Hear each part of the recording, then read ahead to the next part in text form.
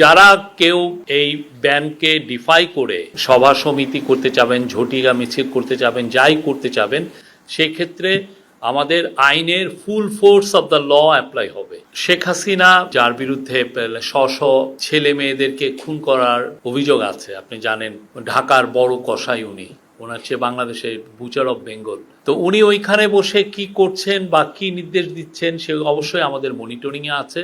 কেউ যদি আওয়ামী লীগের অ্যাক্টিভিটিস ব্যান্ড বাংলাদেশে, এটা সরকার আদেশে এটা ব্যান্ড হয়েছে, এবং আওয়ামী লীগের অ্যাক্টিভিটিসের উপরে ইভেন আইসিটিও তারা তাদের প্রসিকিউশনে ট্রায়ালে আওয়ামী লীগের এই অভিযোগগুলো খতিয়ে দেখা হচ্ছে।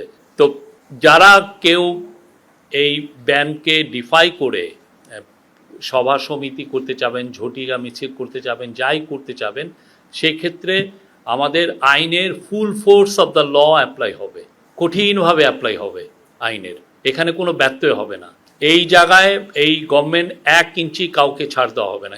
কেউ যদি এটাকে উদ্বুদ্ধ হয়ে একজন খুনি ফ্যাসিস্ট লিডারের দ্বারা উদ্বুদ্ধ হয়ে কেউ যদি ঝটিকা মিছিল করেন, তাকে আইনের আওতায় আনা হবে, এবং এই ব্যাপারে আমাদের আইন শৃঙ্খলা বাহিনীকে খুব ভালোভাবে নির্দেশনা দেওয়া হয়েছে।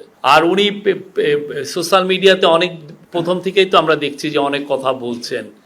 এইখানে যারা আন্দোলনে ছিল, আপরাইজিংয়ে, আপনি জানেন লাখ লাখ ছেলে মেয়ে ছিল, তাদেরকে উনি টেরোরিস্ট বলছেন।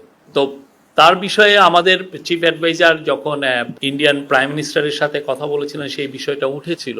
এখনও দেখছি যে এই বিষয়ে আসছে।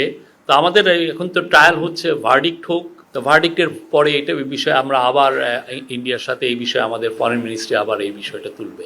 হ্যাঁ, আর শেখ হাসিনার কি ধরনের ক্রাইম করেছেন এটা স্পষ্ট দলিল আছে ইউএনের রিপোর্টে। আমি সবাইকে অনুরোধ করব আপনারা এটা পড়বেন।